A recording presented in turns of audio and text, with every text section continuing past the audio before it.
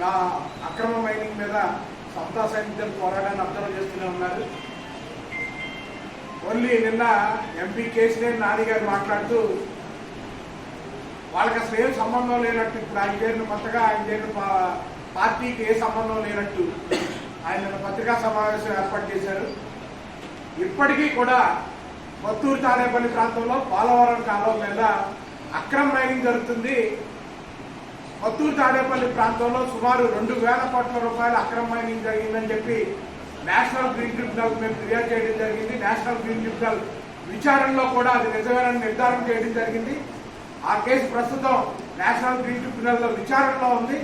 అయినా కానీ అక్కడ 1,000 కోట్ల రూపాయల అక్రమ మైనింగ్ ఎప్పటికీ జరుగుతూ ఉంది.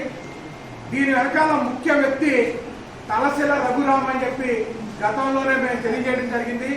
తలశిల రఘురామ్, నందిగం సురేష్, జోగి రమేష్ ఆధ్వర్యంలో సుమారు 2,500 కోట్ల రూపాయల అక్రమ మైనింగ్ కొత్తూరు తాడేపల్లి ప్రాంతంలోనే చేసి ఆ డబ్బుల్నే విచ్చలవిడిగా కృష్ణా జిల్లాలోని ప్రతి నియోజకవర్గానికి వైఎస్ఆర్సీపీ పార్టీ అభ్యర్థుల గెలుపు కోసం ఆ అక్రమ డబ్బుల్ని ఖర్చు పెట్టడానికే ఒక ప్రణాళికాబద్ధంగా గత కొన్ని సంవత్సరాలుగా అక్కడ అక్రమ మైనింగ్ చేసి ఆ డబ్బుల్ని ఇప్పుడు ప్రజల్ని ప్రలోభపరచడానికి ఎలక్షన్ల దృష్ట్యా వైఎస్ఆర్సీపీ ఎమ్మెల్యే అభ్యర్థుల్ని గెలిపించడం కోసం ఆ డబ్బుల్ని వాడుతున్నారు. ఇప్పటికీ రోజు సుమారు అక్రమ మైనింగ్ వల్ల తలశిల రఘురామ్ జేబులోకి, నందిగం సురేష్ జేబులోకి, జోగి రమేష్ జేబులోకి రోజు 2 కోట్ల రూపాయలు వెళ్తున్నాయి. దాన్ని నిరూపించడానికి మేము సిద్ధంగా ఉన్నాం. ఈ అక్రమ మైనింగ్ డబ్బులే రేపు అభ్యర్థులు కూడా వాడుతున్నారు. దీన్ని కట్టడి చేయాల్సిన బాధ్యత ఎలక్షన్ కమిషన్ ఉందని చెప్పి ఎలక్షన్ కమిషన్ కూడా సంతా సైనికుల తరఫున ఫిర్యాదు చేయబోతున్నామని తెలియజేసుకుంటాం. అలాగే పోలవరం కాలం ఒక కృష్ణా జిల్లాలోనే 55 కిలోమీటర్ల స్ట్రెచ్ ఉంది. 55 కిలోమీటర్ల మేర మీరు ఎక్కడ చూసినా సరే ఒక్క చెంచాడు మట్టి కూడా మిగిల్చకుండా అంబటి రాంబాబు ఆధ్వర్యంలో మొత్తం 55 కిలోమీటర్ల మేర ఉన్న గ్రావెల్ ని పోలవరం కట్టల పరిరక్షణ కోసం, పోలవరం కాలువ ఎక్కువ కాలం నిలబడటం కోసం ఆ పక్కన వేసిన కట్టలను కూడా అంబటి రాంబాబు ఈ 55 కిలోమీటర్ల మేర ఉన్న కొన్ని వేల కోట్ల సుమారు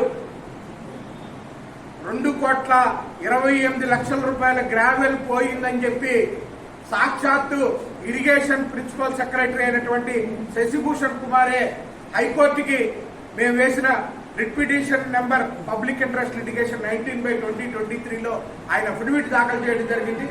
2,18,00,000 క్యూబిక్ మీటర్ల గ్రావెల్ ఎంత ఖరీదు గలదో మీరు ఒకసారి క్యాల్కులేట్ చేసుకోవాల్సిందిగా కోరుతున్నాను.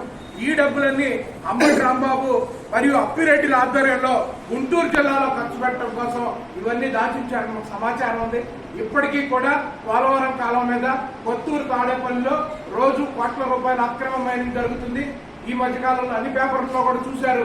రోజు కొన్ని వేల లారీలు విజయవాడ మీదగా వెళ్తున్నా కనీసం సిపి కానీ విజిలెన్స్ డిపార్ట్మెంట్ కానీ ఎవరు స్పందించట్లేదు. ఈ డబ్బులు అక్రమ డబ్బులు ఎవరి చేతుల్లోకి వెళ్తున్నాయో బయటపెట్టాల్సిన అవసరం ఉందని చెప్పి మేము కేంద్ర సంస్థల్ని మరియు ఎలక్షన్ కమిషన్ ని కోరబోతున్నాం. ఎంపీ కేసీఆర్ నాని గారు దృష్టికి మేము గతంలోనే ఈ విషయాన్ని తీసుకెళ్లి మీ నియోజకవర్గం, మీరు పార్లమెంటు ఎంపీ అభ్యర్థిగా ఉన్న నియోజకవర్గంలో ఇన్ని వేల కోట్ల రూపాయల అక్రమ మైనింగ్ జరుగుతుంది వైఎస్ఆర్సీపీ నాయకుల ఆధ్వర్యంలో అని చెప్తే ఆ రోజు ఏనాడు స్పందించని కేసీఆర్ నాని గారు ఇవాళ విడ్డూరంగా ఒక వ్యక్తిని టార్గెట్ చేసి మాట్లాడడాన్ని మేము ఖండిస్తున్నాం. నిజంగా కేసీఆర్ నాని గారు కూడా ఈ ఎలక్షన్ లో ఆ డబ్బుతోనే గెలవాలని చెప్పి ప్రణాళికాబద్ధంగా పనిచేస్తున్నారని చెప్పి మేము భావిస్తున్నాం. ఖచ్చితంగా ఈ 1,000 కోట్ల రూపాయల అక్రమ మైనింగ్ కట్టడి చేయకపోతే ఒక కృష్ణా జిల్లాలోనే ఈ 1,000 కోట్ల రూపాయలతో అవసరమైతే నియోజకవర్గానికి 100 కోట్లు ఖర్చు పెట్టి వాళ్ళు అధికారంలో రావాలని ప్రయత్నాలు చేస్తున్నారు. కాబట్టి దీన్ని కట్టడి చేయాల్సిన బాధ్యత ఎలక్షన్ కమిషన్ పై ఉందని చెప్పి, అలాగే నందిగం సురేష్ బినామీ అయినటువంటి పావులూరి నాగేశ్వరరావు సాక్ష్యాధారాలతో సహా పావులూరి నాగేశ్వరరావు బినామీ, నందిగం సురేష్ బినామీ అని చెప్పి మేము అక్కడ ఎన్జిటిలో కూడా ఫిర్యాదు దాఖలు చేయడం జరిగింది. అలాగే ఇంకా 4-5 వ్యక్తులు ఉన్నారు ఎవరైతే తలశిల రఘురామ్ కి బినామీలుగా ఉన్నారో, జోగి రమేష్ కి బినామీలు ఉన్నారో, ఇవన్నీ సాక్ష్యాధారాలతో సహా ఖచ్చితంగా ప్రూవ్ చేస్తాం.